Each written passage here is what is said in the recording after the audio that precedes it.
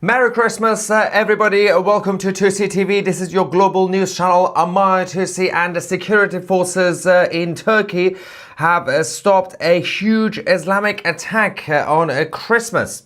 A major plot by the Islamic State militants. We're going to go through the details in this live update. We're going to get your reaction in the live chat as usual. And of course, talk about the threat, the ongoing threat across the world, especially in Europe, over the next few days, both around Christmas, but also New Year's Eve. Now, I hope you've had a good Christmas. Of course, if you have been celebrating this, and we also have our live feed tonight from Bethlehem. As we can see a huge Christmas tree right in the middle. Now, let's talk about what's been going on in Turkey and in Istanbul, as the security forces successfully managed to foil this plot. And there is a lot to unpack, because the role of the Turkish government, what they've been doing in Syria, their connections to the Muslim Brotherhood linked organizations and other Islamic terror groups, and of course how this is now backfiring on the Turkish population. Now, first things first, the authorities have managed to arrest 115 suspects over the planned attacks. This was supposed to be a number of attacks at the same time, especially across Istanbul, but also across the country as well, during both Christmas and also closer to New Year's Eve. Attacks targeting non-Muslims by the Islamic side, linked to the Islamic State groups, have failed after the police raided 124 properties across Istanbul and managed to seize firearms, ammunition, and also documents confirming the connection to the jihadi organizations. Now, it's not really a surprise, considering that Istanbul has become a bit of a safe haven for a lot of these jihadist nutters. But if the deep state in Turkey thought that they could just basically keep tabs on them and think that, well, we might be able to have a relationship with some of the jihadis, especially in Syria, but it's not going to affect people in Turkey, I'm sure. Well, they were wrong. Now, this whole thing is really weird because of the latest evidence that we've received, and I'm going to explain this. But according to the Chief Public Prosecutor's Office in Istanbul, they've also issued arrest warrants for 137 suspects as part of the wider investigation. There is still an ongoing imminent threat in Turkey, but as I said, also across Europe. In Germany, they've also managed to foil a number of plots over the last few days. But as we said, during these raids on the properties, they have managed to find more links to the Islamic State, some of them connected to Syria, which is slightly embarrassing for Erdogan's government, because they managed to support only about just over a year ago Giuliani and his Islamic minions in order to bring down Bashar al-Assad. But now the same type of people are attacking both Giuliani's government in Syria, but now also attacking Giuliani's puppet master Erdogan in Turkey. Now, what's gone wrong in this relationship between jihadis and other jihadis? Officials have said that the materials confirmed the suspects' ties to the extremist group and supported the allegations of active operational planning. There have been a number of images that have come out. Some of the suspects are believed to have connections to conflict zones such as Syria. Surprise, surprise. Now, there are others who are already wanted. They're on a watch list, both nationally in Turkey, but also internationally when it comes to terror-related charges.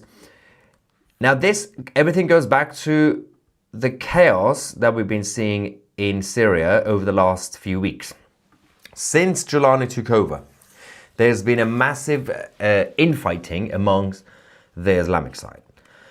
So you had the ISIS guys causing chaos in Syria and Iraq over the last 15 years.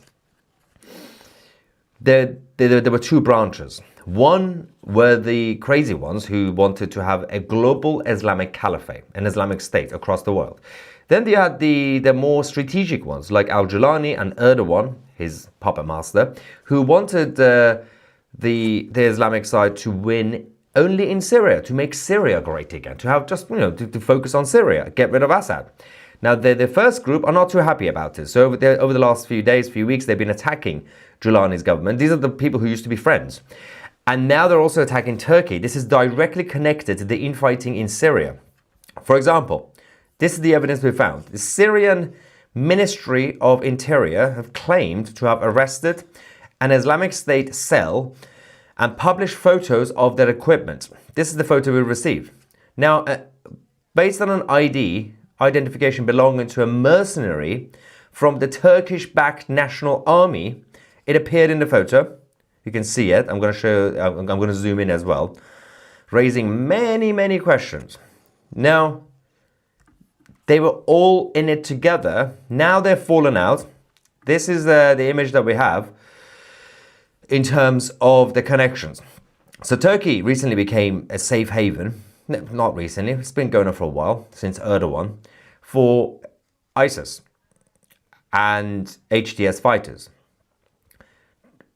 Trump managed to wipe out the more ideological side of ISIS, the caliphate, both in Syria and Iraq. This was about 7-8 years ago.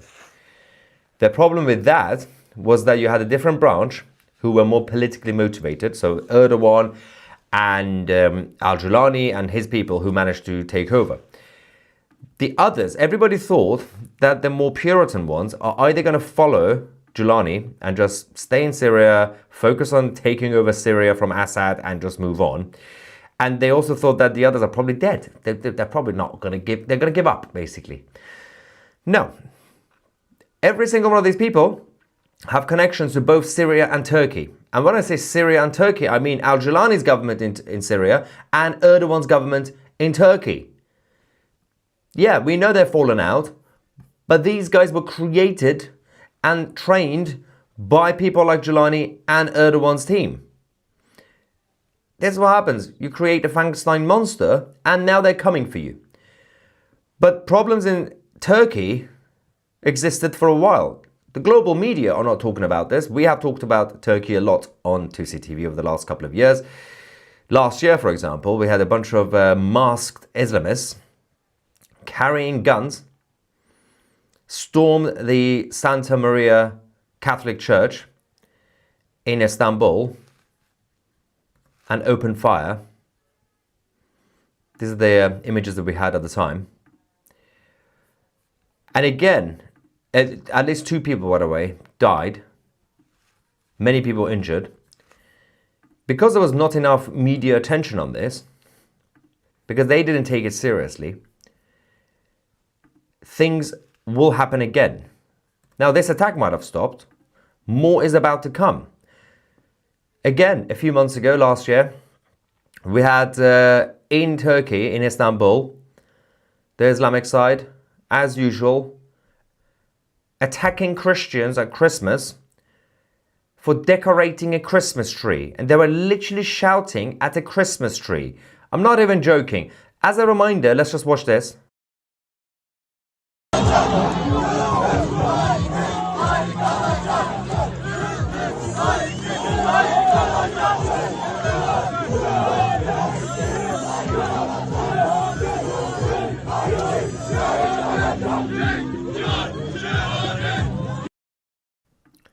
Yeah, this is absolute normal behavior, apparently, in 2025.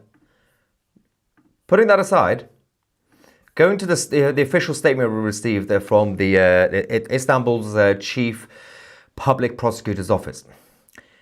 Within the scope of the investigations carried out by the Istanbul Police Department's counter-terrorism branch, upon the instruction of our chief public prosecutor's office, the Terror Crimes Investigation Bureau, intelligence was obtained indicating that the Islamic State armed terror organization was planning attacks, multiple attacks, and issuing calls for action targeting our country, particularly against non-Muslim individuals, in connection with the upcoming Christmas and New Year period, and that individuals involved were linked to conflict zones under the organization's control. They mean Syria.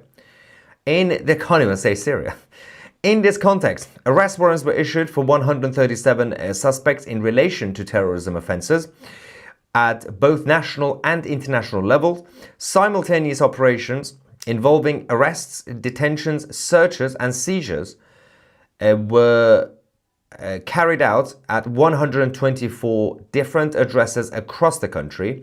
As a result of these operations, as we said, firearms, ammunition, and a large number of organizational documents were obtained. A total of 115 suspects have been apprehended. Efforts to locate and capture the remaining suspects are ongoing. Further information will be shared as developments occur. Just a quick update. That means that an attack is imminent as we speak, at least in Turkey. We also know that there are attacks that are imminent in the UK, in Germany, in France, in Sweden, in Australia, everywhere. But the fact that the people who created these monsters are now getting attacked by the same monsters should send a massive warning to everybody else in the West. Probably best to start learning. Do not make the same stupid strategic mistake. It's basically the same problem with the Mujahideen in Afghanistan back in the 80s and 90s. How many times do we have to go through the same thing? CIA made the same wrong move. MI6 did the same thing. France have made the same mistakes. Turkey, only recently. You would have thought that Erdogan, despite being crazy, would have thought about his long-term plan when he was backing Giuliani's jihadi minions a year ago to bring down Assad. No, I'm not defending Assad, the guy was a crazy nutter. But you empowered a dying group. The Islamic State were no longer powerful. You gave them more weapons, allegedly. You trained them, allegedly. And you supported them publicly.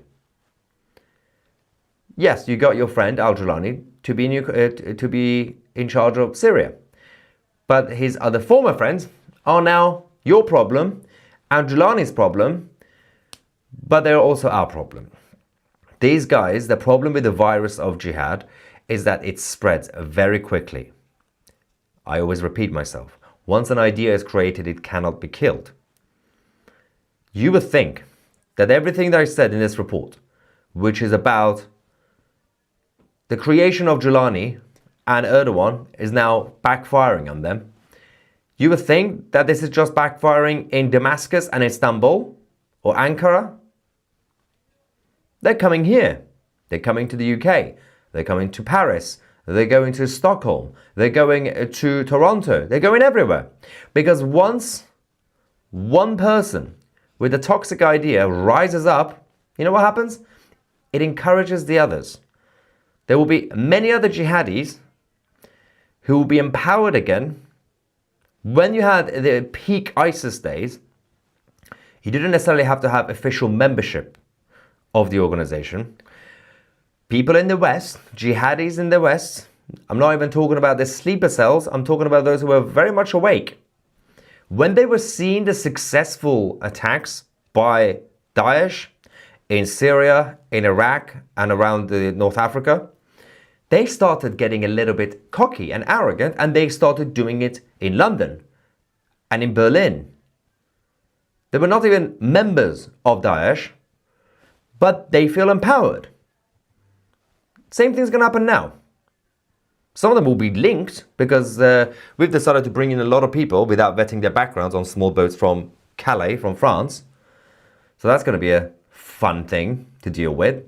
But there will also be others who are already here.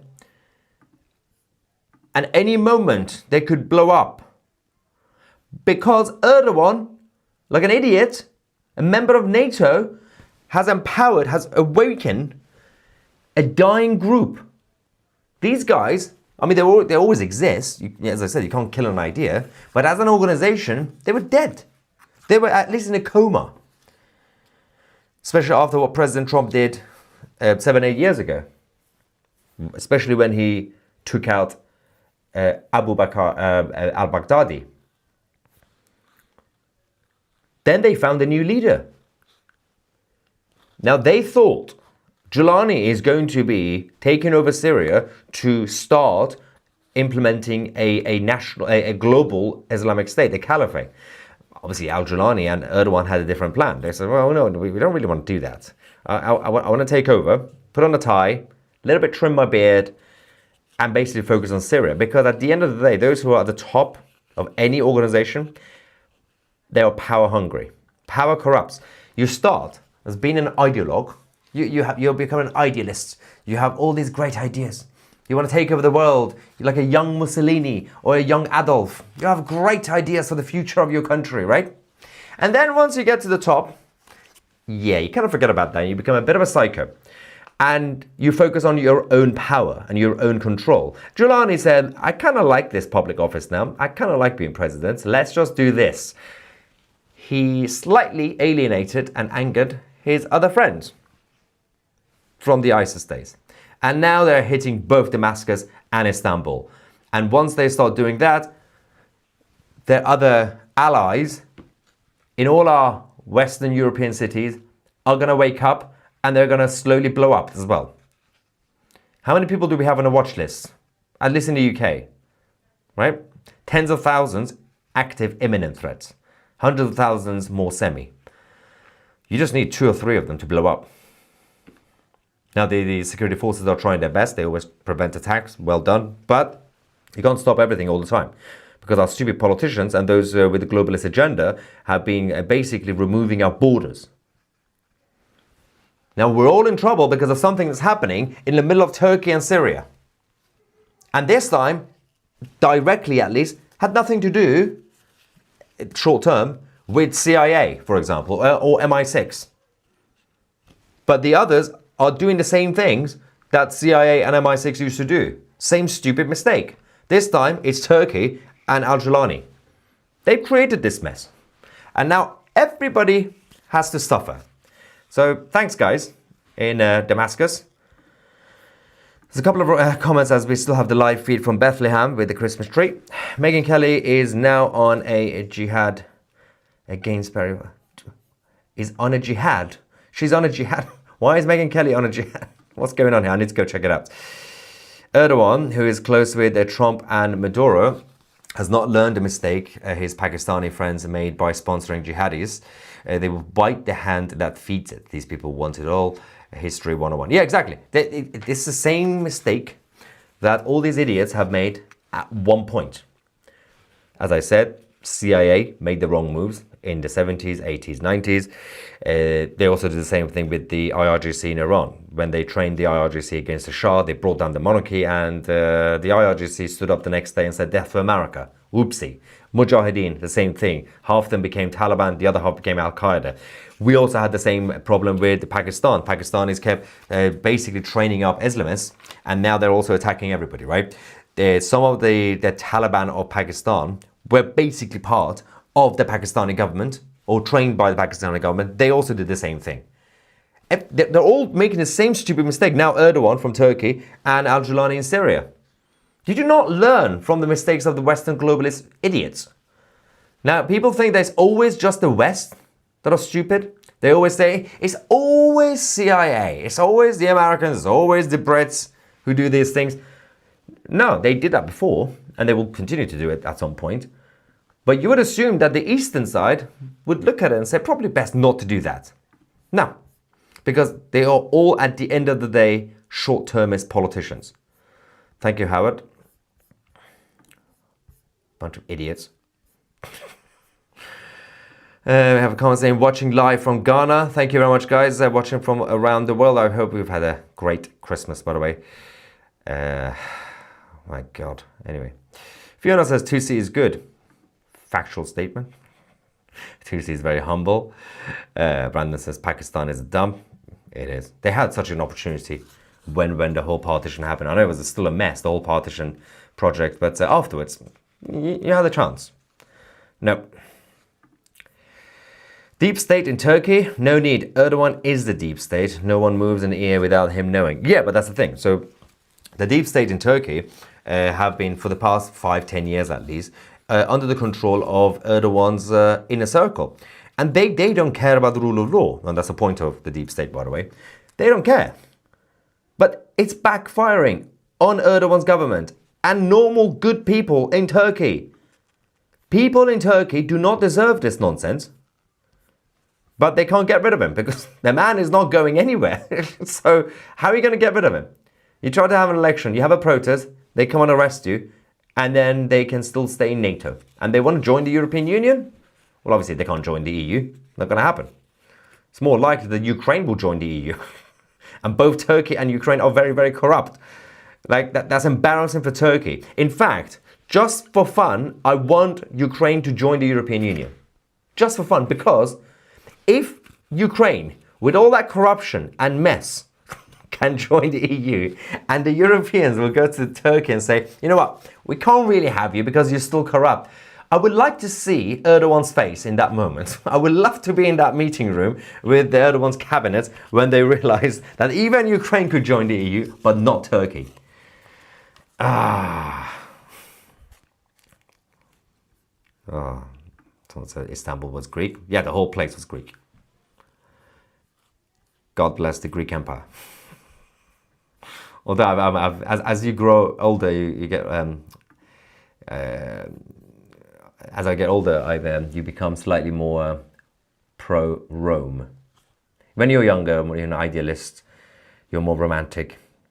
You're mostly pro-Greece. If you're not pro-Greece when you're young, there's something wrong with you. But as you get older and grumpy like me, you're gonna have to be pro-Rome. So, Roman Empire, bring it on. Which, well, we're still living in it, but you know, a post-Roman Empire, which is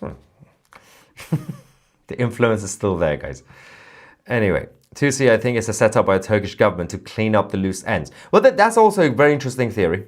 I'll always entertain all theories without getting into rabbit holes without evidence. But theoretically, academically speaking, and well, yes, this also could make sense, but it could also be actually quite simplified on the surface. That there are a bunch of idiots who messed up with the recent plot. But this could also be a thing because going back to the plan, the last 2 years when Erdogan was backing Giuliani's militants against Assad, and Assad fell within 12 minutes. Everybody questioned it. What happened there?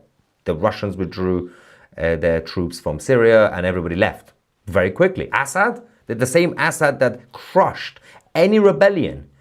For about 15 years, we've had a civil war in Syria. The whole place has been, they had no stability because you had literally different patches of the country under the control of different groups. Assad was being attacked by everybody, right? And he kept winning because he's ruthless. And then suddenly he fell within 12 minutes. There were conversations behind closed doors. It's time to go, right? But it's bad PR when it happened for Erdogan, a member of NATO, for being seen to be backing a jihadi, right? And there are many others who are part of the same jihadi groups, HTS, ISIS, or Daesh, whatever, right? And some of them have to go. As this person said, loose ends. Got to clean it up. Because otherwise it could backfire hugely, especially if some of them decide to leak information about the level of influence by Erdogan's government and their links to these jihadi groups. Because as I said, they haven't really publicly admitted that they've been funding and training these guys when they were fighting Assad. But Erdogan publicly supported Giuliani, saying he's my friend. Cool. We'll back him. Why would he back him? Right? Because he was behind it. That's not a theory. Just allegedly that happened. JD Vance, Megyn Kelly, shows talk. I don't know what's going on with this. There's something about Megyn Kelly. Nathan says Turkey is not a real country. It is now. There are a lot of good people in Turkey, by the way. Western Turkey is Greek Anatolia and Anatolia, and while Western Turkey is Armenia and Syria. Yeah, that's the history of it, of course. So there's a lot of people who just want to live like a normal life, especially the lovely Christians in Turkey, but they don't really have a good choice. All the progress that the country made until the 1990s, until late 90s, Turkey went up so much on a societal level, on a cultural level, became westernized, brilliant. And then suddenly, quickly, went backwards. You walk around Istanbul. Last time I visited there, and I refuse to go back because every time I go, I have some sort of issue with the Turkish government, and it's just not safe anymore. Especially after the last visit to Israel, it's probably best not to go to Turkey anymore. Also, it's bad things happen. It's never fun, let's just say. But it's changed. It's no longer the same Turkey that you had in the 1990s. It's fascinating because the Turkish establishment publicly still embrace Ataturk. They stand against everything that Ataturk did. It makes no sense. All the modernization by Ataturk, gone, out of the window. There's been a soft revolution in Turkey, the Islamic revolution, without a shot being fired. Metaphorically, because there have been some shots in protests. Morons. Anyway, so yeah, we've had a number of people who have been arrested now. But the problem is, if we go with what's been reported by the authorities, the truth is, there are many who are still on the loose, who have not been arrested, and there is an imminent threat between now, the 25th of December, and the end of the year. So within the next few days, over the next week, everybody should be on standby. Everybody, as the politicians would say, be vigilant. Because apparently that's all you have to do. Just be vigilant. Especially if you're in Turkey. And of course, the rest of you in Europe or in places like Australia and New Zealand. It's not going to be fun. But we can only hope that the security services are on top of things. That's the only thing we can hope for. Because we know everything that we've been seeing over the last few hours, there's been a lot of weird things happening across the world against Christmas as usual. They're attacking Christmas trees and nonsense. Let me just show you something weird, by the way. In Englandstan, I'm going to talk about the so-called state of Palestine as well. But first, let me show you this. This is what we're dealing with in England. This is from Bradford. Let me show you this. Look at this Christmas tree, right? This is a Christmas tree in Bradford, north of England, which is basically an Islamic state. The Free Republic of Bradford. That is not a Christmas tree. According to the local government in Bradford, that is Bradford's multicultural tree. I'm not joking. That's a multicultural tree. Because it says, let me just read it because it's quite small, right? It says, the festive tree is... I can't take it seriously. The festive tree is a symbol of the amazing way in which the city of Bradford and the district positively embrace diversity. It stands for the many communities and businesses that live and work together. In a world often divided, the tree symbolizes our united city of Bradford. The baubles represent our people and businesses and shows the true power of an inclusive city. For the record, Bradford is not diverse or inclusive. Bradford is dominated by one culture, the Islamic culture. Why is it that we have to say multicultural tree or diverse tree when it comes to Christmas? But so you can't say Christmas in order to be diverse. But when it comes to Ramadan, you can't say multicultural damn. Rama multicultural. Ramadan mass. You can't because you have to say Ramadan. You see the problem? Helen says Bradford here. Well, I feel sorry for you, Helen. It's not good. It gets worse. Would you like me to show you something absolutely insane? You think Bradford is crazy? Or the politicians in Bradford? Let's go, as we have the live feed right now from Bethlehem. Let's go to the official State of Palestine account on X. It's funny because they have a official account called State of Palestine without having a State of Palestine, right? But these guys, do you know what they've done? Let me show you. This is what they posted. Holy Family. With a picture of Joseph, Mary and baby Jesus. Firstly, Joseph has turned into a Muslim sheikh. Baby Jesus has a keffiyeh around his neck. He's pro-Gaza now. And I'm not really sure. This is just rewriting history. Also, why is Jesus more brown than Joseph and Mary? Makes no sense. This is it. They're all obsessed. But by the way, this is the power of Christianity. Because everybody wants to either attack it, so it basically lives in their minds rent-free, or they want to embrace it. They all want to hijack it. Oh, we've had so many Muslims and left-wing non-religious people trying to steal Christmas. They all tried to hijack Jesus, saying Jesus was basically a Muslim, blah, blah, blah. Or, you know, the Christmas tree is a multicultural tree. Christianity is winning so much that these guys want to be part of it. They are basically rewriting history, but they're all trying to basically say, yes, well, in order to attack, for example, the Jews, we can embrace Jesus, say Jesus was Palestinian. How? I mean, I know some people are stupid, but not everybody. You can't trick everybody. It's just embarrassing. Now, Nathan says, didn't Erdogan say he wanted to bring back the Ottoman Caliphate and conquer Jerusalem? Yes. Well, he wouldn't say Caliphate. He kind of would say Ottoman Empire 2.0. It will be a more modern version of the Ottoman Empire. And yes, he wanted to take over Jerusalem, but I'm not really sure how he can do that while he's a member of NATO. So the longer you keep him in NATO, you can't do anything. Did the king and Starmer perform the Christmas namaz? That will be next year, probably. That's the Islamic prayer, by the way. Joy to the world, the King of Kings was born. Thank you so much, Omega Sparrow. And Justin says, I just thought of this comparison. Islam must have taken the Festivus or for the rest of us from a Seinfeld way too seriously. Oh yeah, oh God. Bring back the old comedy days, guys. It also reminded me of some of the Christmas episodes from It's Always Sunny in Philadelphia. You can't make those things now because you will be cancelled. Both Seinfeld and...